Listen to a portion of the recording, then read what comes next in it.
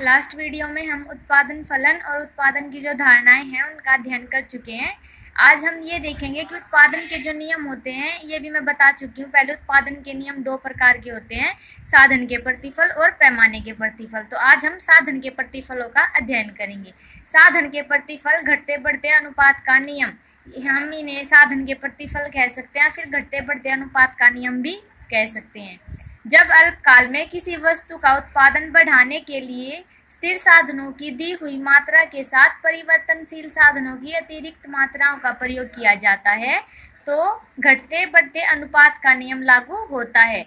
यानी अल्पकाल साधन के जो प्रतिफल होते हैं वो अल्पकाल में लागू होते हैं। तो जब अल्पकाल में किसी वस्तु का उत्पादन बढ़ाने के लिए, यानी एक वस्तु है जिसका उत्पादन हम बढ़ाना चाहते हैं, तो उसको बढ़ाने के लिए स्थिर साधनों की दी हुई मात्रा है, मतलब जो साधन है स्थिर हमारे, जैसे भूमि आदि है, जो प्लांट्स वगैरह, पूंजी, ये हमारी जो स्थिर है, इनके साथ जो परिवर्तनशील साधनों की अतिरिक्त मात्राओं का प्रयोग किया जाता है। यानी जो भूमि हमारा स्थिर साधन है, अगर हमें उत्पादन को बढ़ाना है तो हम श्रम, जो परिवर्तनशील साधन है उत्पादन करने का, तो श्रम आदि, श्रमिक की जो संख्या है उनको बढ़ाएंगे, जिससे हम उत्पादन को बढ़ा सकते हैं। तो घटते बढ़ते अनुपात का नियम लागू होता है। दोबारा देख लेते हैं। जब अल्पकाल में किसी वस्तु का उत्पादन बढ़ाने के लिए स्थिर साधनों की दी हुई मात्रा के साथ परिवर्तनशील साधनों की अतिरिक्त मात्राओं का प्रयोग किया जाता है तो घटते बढ़ते अनुपात का नियम लागू होता है।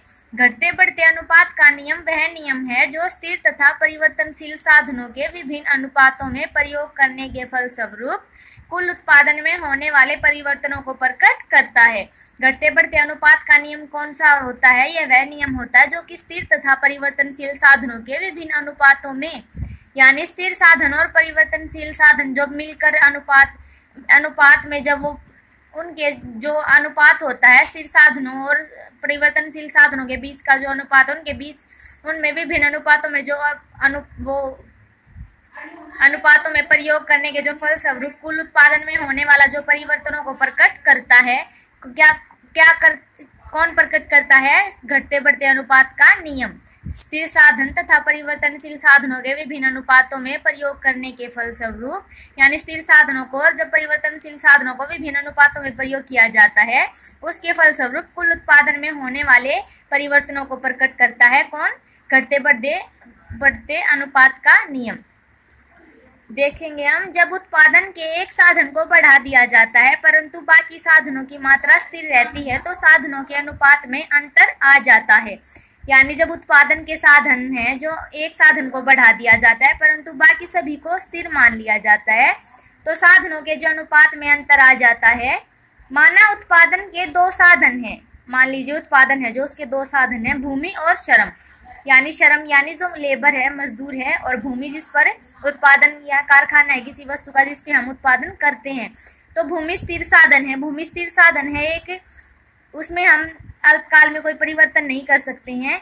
श्रम परिवर्तनशील साधन है जिसमें हम परिवर्तन कर सकते हैं, हम लेबर को कम भी कर सकते हैं और बढ़ा भी सकते हैं। तो मान लीजिए हमारे पास 2 हेक्टेयर भूमि है, हम एक श्रम को लगाकर खेती करते हैं। हमारे पास 2 हेक्टेयर भूमि है और हम एक श्रम को लगाकर वहां पर खेती करते हैं। श्रम व भूमि का जो अनुपात होगा वह 1:2, क्योंकि हमारे पास 2 हेक्टेयर भूमि है और श्रम हमारे पास 1 है, तो अनुपात क्या हुआ? 1:2 होगा। यदि हम श्रमिकों की संख्या बढ़ाकर 2 कर देते हैं तो भूमि तथा श्रम का अनुपात होता है 2:2, क्योंकि 2 हेक्टेयर भूमि है और 2 जो श्रमिकों की संख्या है। अर्थात यदि पहले प्रति श्रमिक 2 हेक्टेयर भूमि थी, अब प्रति श्रमिक 1 हेक्टेयर भूमि रह गई है। अतः साधनों के अनुपात में परिवर्तन होने के कारण उत्पादन की मात्रा में विभिन्न दर से परिवर्तन होगा। अगर साधनों की मात्रा है जो उसके अनुपात में, साधनों में जो अनुपात में परिवर्तन होगा उसी के कारण उत्पादन की मात्रा में विभिन्न दर से परिवर्तन होता है। साधनों में परिवर्तन करके ही उत्पादन में परिवर्तन को किया जा सकता है। साधन के प्रतिफल हैं और उसकी विभिन्न स्थितियां हैं। साधन के प्रतिफल है, सबसे पहले साधन के बढ़ते प्रतिफल। साधन के प्रतिफल 3 प्रकार के होते हैं, साधन के बढ़ते प्रतिफल, साधन के घटते प्रतिफल और साधन के समान प्रतिफल। अब साधन के बढ़ते प्रतिफल हमें कब प्राप्त होते हैं? जब साधनों के संयोग में एक साधन के अनुपात को बढ़ाया जाता है, जो साधन है उनमें से एक साधन को बढ़ाया जाता है साधनों का जो संयोग है उसमें हम एक साधन को जोड़ देते हैं, यानी साधनों की जो संख्या उसको बढ़ा देते हैं, तब एक सीमा तक उस साधन की सीमांत उत्पादकता में वृद्धि होगी। तो एक सीमा तक है जो उसमें साधन जो है उसकी सीमांत उत्पादकता में वृद्धि होती है, यानी जो सीमांत उत्पादन होता है उसमें वृद्धि हो जाती है। इसे हम क्या कहेंगे, साधन के बढ़ते प्रतिफल। जब साधनों के संयोग में एक साधन को बढ़ा दिया जाता है तो जो सीमांत उत्पादकता है उसमें अगर वृद्धि होती है तो साधनों के बढ़ते प्रतिफल कहलाएंगे। तालिका में श्रम की इकाइयों को दर्शाया गया है। दूसरी सारणी में पूंजी की इकाइयां दिखाई गई है जो कि स्थिर हैं।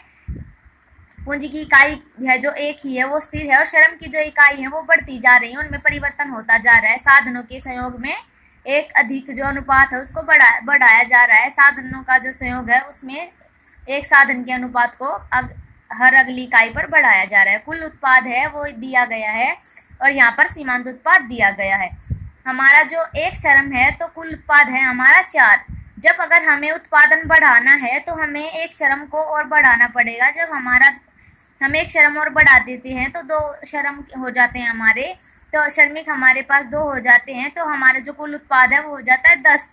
जब हमारे पास 3 श्रमिक हो जाते हैं तो हमारा कुल उत्पाद हो जाता है 18, और जब हमारे पास 4 श्रमिक हो जाते हैं तो हमारा कुल उत्पाद है 28। जब हमारे पास 5 श्रमिक हैं तो हमारा कुल उत्पाद है 40। अब हम ये देखेंगे कि जो कुल उत्पाद है वो बढ़ती दर पर बढ़ रहा है। किस प्रकार बढ़ती दर पर बढ़ रहा है? एक जब श्रमिक में परिवर्तन हुआ तो कुल उत्पाद में कितना परिवर्तन हुआ? 6। कुल उत्पाद में 6 इकाइयों का परिवर्तन हुआ। अगले जब एक और श्रमिक का हमने प्रयोग किया तो कुल उत्पाद में कितना परिवर्तन हुआ? 10 और 18 के बीच का जो गैप है, यानी जो हमारा सीमांत उत्पाद है वो है 8। अगली इकाई जो श्रमिक बढ़ाने पर हमें कुल उत्पाद में कितना प्रॉफिट हुआ? 8 इकाइयों का। एक और जो श्रमिक बढ़ाने पर हमें कितनी इकाइयां कुल उत्पाद अधिक प्राप्त हुआ? अगला हमारा एक कुल जो सीमांत उत्पाद है वो 10, यानी हमें 10 कुल उत्पाद में जो अंतर हुआ वो है 10 इकाइयां। एक और श्रमिक बढ़ाने पर हमें कुल उत्पाद में जो डिफरेंस यानी सीमांत हमारा उत्पाद निकला वो है कितना? 12। यानी हम देख सकते हैं जब साधनों के संयोग में एक साधन के अनुपात को बढ़ाया जाता है तो एक सीमा तक उस साधन की सीमांत उत्पादकता में वृद्धि होती है। जैसा हम देख सकते हैं सीमांत उत्पाद बढ़ता जा रहा है। पहली इकाई पर सीमांत उत्पाद 4 है, उसके बाद 6, 8, 10 और 12 सीमांत उत्पाद हमारा बढ़ता जा रहा है। साधनों के सहयोग में एक साधन के अनुपात को बढ़ाया गया है जब, इसे हम साधन के बढ़ते प्रतिफल कहेंगे। उपरोक्त तालिका से ज्ञात होता है कि जब पूंजी की स्थिर मात्रा के साथ श्रम की अधिक इकाइयों का प्रयोग किया है, पूंजी की जो मात्रा वो स्थिर है, उसमें जब हमने श्रम की स्थिर अधिक इकाइयों का प्रयोग किया जा रहा है तो कुल उत्पाद बढ़ती दर पर बढ़ रहा है।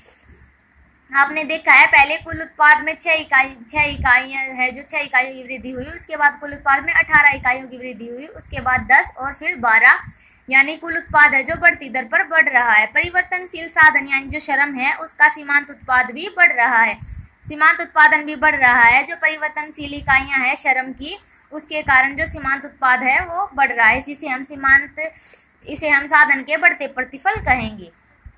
साधन के बढ़ते प्रतिफल का जो नियम है उसमें डायग्राम दिखाया गया है। टोटल प्रोडक्ट को लिया गया है, यानी कि कुल उत्पादन को OY अक्ष पर और OX अक्ष पर वेरिएबल फैक्टर को लिया गया है, यानी कि जो परिवर्तनशील जो हमारे साधन है OX अक्ष पर उन्हें लिया गया है। बीच डायग्राम में भी OY अक्ष पर मार्जिनल प्रोडक्ट को लिया गया है, यानी कि सीमांत उत्पादन को लिया गया है, और OX अक्ष पर यूनिट वेरिएबल फैक्टर को, यानी कि जो परिवर्तनशील हमारे साधन है उन्हें लिया गया है।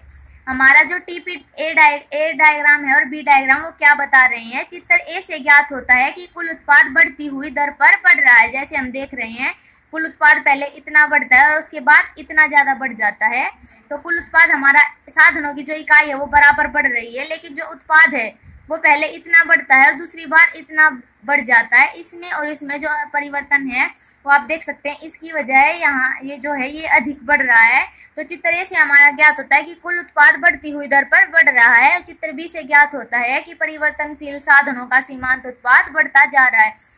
जो परिवर्तनशील साधन है उनका सीमांत उत्पाद बढ़ता जा रहा है, ये डायग्राम बी बता रहा है हमारा। अगला है साधन के समान प्रतिफल कौन से होते हैं? साधन के समान प्रतिफल उस समय प्राप्त होते हैं जो परिवर्तनशील साधन है, साधन की अतिरिक्त इकाइयों का प्रयोग करने से उत्पादन में समान दर में वृद्धि होती है। यानी साधन के समान प्रतिफल हमें उस स्थिति में प्राप्त होंगे जब परिवर्तनशील जो साधन है उनकी एक अतिरिक्त इकाई का अगर हम अधिक प्रयोग करते हैं तो उत्पादन में जो समान दर में वृद्धि होगी, उत्पादन में होने वाली जो वृद्धि है वो समान दर पर होगी। जो सारणी दिखाई गई है श्रम की इकाइयों को लिया गया है जो कि एक एक कर बढ़ रही हैं, और अगले में जो है पूंजी की इकाइयों को दिया गया है, पूंजी की इकाइयाँ स्थिर हैं। फिर कुल उत्पाद को दिया गया है और फिर सीमांत उत्पाद को दर्शाया गया है। श्रम की इकाइयों में परिवर्तन हो रहा है, पूंजी है जो स्थिर है उसमें कोई परिवर्तन नहीं हो रहा है। तो हमारा कुल उत्पाद है, जब 6 श्रम है तो हमारा जो कुल उत्पाद है वो 52 है। जब हमारे पास 7 श्रम हो जाते हैं तो हमारा कुल उत्पाद बढ़कर 64 हो जाता है। और जब 8 श्रम हो जाते हैं जब हमारा कुल उत्पाद 76 है। और जब 9 श्रम हमारे पास श्रमिक हो जाते हैं तो हमारा कुल उत्पाद 88 है। और जब हमारे श्रमिकों की संख्या 10 हो जाती है तो हमारा कुल उत्पाद 100 है। इनके जो हम ये देखेंगे कि एक एक अतिरिक्त इकाई का जब एक एक परिवर्तनशील साधन का अधिक प्रयोग किया गया है तो हमारी जो सीमांत उत्पाद है यानी कुल उत्पाद में जो अंतर हो रहा है वो उत्पादन हमारा समान दर पर बढ़ रहा है। एक अतिरिक्त इकाई का प्रयोग बढ़ता जा रहा है लेकिन जो हमारा कुल उत्पाद है वो समान दर पर ही बढ़ रहा है। हमारी जो सीमांत उत्पादकता क्या निकलती है वो 12 हमारी सीमांत उत्पादकता स्थिर है, वो बराबर है। यानी इसका अर्थ क्या हुआ कि साधनों का जो हमने एक अतिरिक्त प्रयोग किया है परिवर्तनशील साधनों का, उससे हमारे उत्पादन में समान दर में वृद्धि हुई है। हर एक दर पर हमारा कुल उत्पाद समान दर से बढ़ रहा है। यहाँ पर जो साधन के समान प्रतिफल लागू होते हैं। डायग्राम दिखाया गया है तो ओ वाई अक्ष पर टोटल प्रोडक्ट यानी कुल उत्पाद को लिया गया है और ओ एक्स अक्ष पर वेरिएबल फैक्टर को यानी ये जो परिवर्तनशील साधन है उनकी संख्या को लिया गया है। बी डायग्राम में ओ एक्स अक्ष पर हमने यूनिट ऑफ वेरिएबल फैक्टर परिवर्तनशील साधनों की मात्रा और ओ वाई अक्ष पर मार्जिनल प्रोडक्ट यानी सीमांत उत्पाद को लिया है। चित्र हमारे क्या बता रहे हैं, उपरोक्त चित्र ए से ऊपर उठती हुई टीपी वक्र से ज्ञात हो रहा है। जो हमारा चित्र है इससे ऊपर उठती जो हमारी टीपी वक्र है वो हमें क्या ज्ञात करा रही है, कुल उत्पादन समान दर पर बढ़ रहा है। जो हमारी टीपी ऊपर की तरफ हो रही है उसका वो क्या बता रही है कि हमारा जो कुल उत्पाद है वो समान दर पर बढ़ रहा है। और चित्र बी में ओ एक्स अक्ष पर के जो समांतर हमारी एमपी वक्र से ज्ञात हो रहा है, जो हमारी एमपी वक्र है, हमारा एमपी वक्र है ये क्या ज्ञात हो रहा है, इससे परिवर्तनशील साधन का सीमांत उत्पाद स्थिर है। हमारी जो एमपी है वो कॉन्सेंट है, ये हमें क्या बता रही है, जो कि ओ एक्स अक्ष से समानांतर है। ये ओ एक्स अक्ष के समानांतर है। हमारी मार्जिनल जो प्रोडक्शन है, हमारा प्रोडक्ट है हमारा, वो बता रहा है, क्या बता रहा है कि वो ओ एक्स अक्ष के समानांतर है। इसका रीजन क्या है कि परिवर्तनशील साधन का जो सीमांत उत्पाद है वो स्थिर है। और हमारा डायग्राम ए बता रहा है कि जो टीपी वक्र ऊपर की तरफ उठती हुई है वो कुल उत्पादन के समान दर में बढ़ रहा है। हमारा कुल उत्पाद समान दर से बढ़ रहा है। इस स्थिति में जो हमारे हैं साधन के समान प्रतिफल लागू होते हैं। अगला है घटते प्रतिफल का नियम। जब स्थिर साधनों के साथ परिवर्तनशील साधन की एक अधिक इकाइयों का प्रयोग किया जाता है तो कुल उत्पाद में जो घटती दर पर वृद्धि होती है। यानी जब स्थिर साधनों के साथ हम परिवर्तनशील साधनों की एक और इकाई का प्रयोग करते हैं, एक अधिक इकाई का प्रयोग करते हैं, तो जो हमारा कुल उत्पाद है उसमें घटती हुई दर पर वृद्धि होती है। वो किस दर पर घटता जाता है, हमारा कुल उत्पाद बढ़ने की जो दर है वो कम होती जाती है। तो हमारे घटते प्रतिफल के नियम वहां पर लागू होता है। सारणी में श्रम की इकाइयों को लिया गया है, अगली सारणी में पूंजी की इकाइयों को और फिर कुल उत्पाद सीमांत उत्पाद को लिया गया है। श्रम की जो इकाइयां हैं वो चेंज होती जा रही हैं, यानी कि एक अधिक जो परिवर्तनशील साधन उसका प्रयोग होता जा रहा है। और स्थिर साधन है हमारी पूंजी की इकाइयां जो कि स्थिर है वो एक ही है। हमें जब 13 हमारे पास श्रमिकों की संख्या तो कुल उत्पाद हमारा 110 है। जब हमारा जो श्रमिकों की संख्या 14 है तो हमारा कुल उत्पाद 118 है। ऐसे ही जो कुल उत्पाद है हमारा 15 पर 124 है, 16 श्रमिकों पर 128 है और 17 श्रमिकों पर 128 है और 18 श्रमिकों पर हमारा जो है वो घटकर 126 हो जाता है। अब ये हम कैसे देखेंगे कि कुल उत्पाद हमारा जो बढ़ रहा है वो घटती दर पर बढ़ रहा है। पहले एक श्रमिक हमारा बढ़ा तो हमें जो 10 इकाइयाँ हैं कुल उत्पाद में वृद्धि हुई। जब हमारा एक और श्रमिक बढ़ा, काम करने की क्षमता और बढ़ी, तो हमारा जो है कुल उत्पाद हमें कितना जो उसमें अंतर कितना प्रॉफिट हुआ वो है 8 इकाइयाँ। एक और श्रमिक बढ़ाने पर जो कितना कुल उत्पाद बढ़ा 6 इकाइयाँ। एक और श्रमिक बढ़ाने पर कुल उत्पाद बढ़ा 4 इकाइयाँ। और एक सिचुएशन ऐसी हो गई कि एक और श्रमिक बढ़ाने पर हमारा जो कुल उत्पाद है वो बिल्कुल नहीं बढ़ा, वो हो गया 0। 128 है, जो 16 श्रमिक है तो भी 128 कुल उत्पाद है और जो 17 श्रमिक है तो भी 28 ही कुल उत्पाद है, तो हमारा सीमांत उत्पाद है यहाँ पर 0। इसका मतलब यहाँ पर कुल उत्पाद नहीं बढ़ा, उसमें कोई परिवर्तन नहीं हुआ है। और एक और श्रमिक जब हमने बढ़ाया वो है 18 श्रमिक हो गए हैं जब हमारे पास, तो हमारा जो कुल उत्पाद है उसमें उसने गिरना शुरू कर दिया है, वो 128 से कम होकर 126 हो गया है। हमारा सीमांत उत्पाद क्या होता है, -2 आ जाता है। तो ये जो हमारी सारणी है वो क्या बता रही है कि एक अतिरिक्त इकाई का जो उपभोग करने पर कुल उत्पाद में जो वृद्धि हुई है वो घटती हुई दर पर हुई है। तो इस स्थिति में जो हमारे हैं घटते प्रतिफल के नियम लागू होता है। हमारा घटते प्रतिफल का तालिका से ज्ञात होता है कि जैसे जैसे श्रम अधिक इकाइयों या का जो पूंजी की स्थिर इकाइयों के साथ प्रयोग कर रहा है, जो श्रम की इकाइयां हैं उसका पूंजी की जो स्थिर इकाइयों के साथ जब प्रयोग किया जा रहा है तो कुल उत्पाद घटती हुई दर पर बढ़ता है तथा 5वीं इकाई के बाद वह गिरना आरंभ कर रहा है। आप ये देखिए यहाँ पर जो हमारी इकाई है वहाँ पर ये गिरना आरंभ कर रहा है तथा एक बिंदु के बाद वह 0 तथा ऋणात्मक भी हो सकता है। ये जो हमारा पॉइंट है इस पर जो है हमारा कुल सीमांत उत्पाद है वो 0 हो गया है और उसके बाद सीमांत उत्पाद हमारा -2 हो गया, यानी कि ऋणात्मक हो चुका है। यहाँ पर हमारे घटते प्रतिफल के नियम लागू होते हैं। डायग्राम में OY अक्ष पर टोटल प्रोडक्ट को लिया गया है और X अक्ष पर जो है वेरिएबल फैक्टर को यानी साधनों की परिवर्तनशील मात्रा को साधनों को लिया गया है। OY अक्ष पर फिर हमने मार्जिनल यूटिल जो है मार्जिनल प्रोडक्शन को प्रोडक्ट को लिया है B डायग्राम में, और OX अक्ष पर वेरिएबल ऑफ फैक्टर को लिया है। हमारा जो ये TP वक्र है ये क्या शो कर रहा है, चित्र A से ज्ञात होता है कि कुल उत्पाद घटती हुई दर पर बढ़ रहा है। जो P हमारा पॉइंट है उस पर P के बाद है जो हमारा टोटल प्रोडक्ट है वो गिरना आरंभ कर रहा है। P तक है जो हमारा टोटल प्रोडक्ट बढ़ रहा है घटती हुई दर पर, और T जो हमारा P पॉइंट है उसके बाद हमारा TP यानी टोटल प्रोडक्ट घटना आरंभ कर रहा है। ये हमारे P पॉइंट पर हमारा कुल उत्पाद घटना शुरू कर रहा है। डायग्राम B में नीचे गिरती हुई जो MP वक्र है उससे ज्ञात होता है कि परिवर्तनशील साधनों का सीमांत उत्पादन घटता जा रहा है। हमारी जो MP है वो नीचे की तरफ आ रही है, तो ये क्या शो कर रही है, MP वक्र हमारा है परिवर्तनशील साधनों का सीमांत उत्पादन घटता जा रहा है। यानी इस स्थिति में जो परिवर्तनशील साधन है उसकी वजह से जो सीमांत उत्पादन है वो हमारा घटता हुआ जा रहा है। अधिक प्रयोग करने पर भी परिवर्तनशील साधनों का सीमांत उत्पादन हमारा घटता जा रहा है।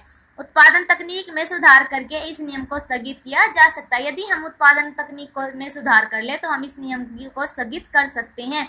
यह जो स्थिति थी इसमें हमारे लागू होते हैं प्रतिफल के घटते प्रतिफल का नियम, या फिर हमने जो इस वीडियो में साधन के समान प्रतिफल, साधन के घटते प्रतिफल और साधन के बढ़ते प्रतिफल तीनों यानी साधन के प्रतिफलों का अध्ययन कर लिया है हमने।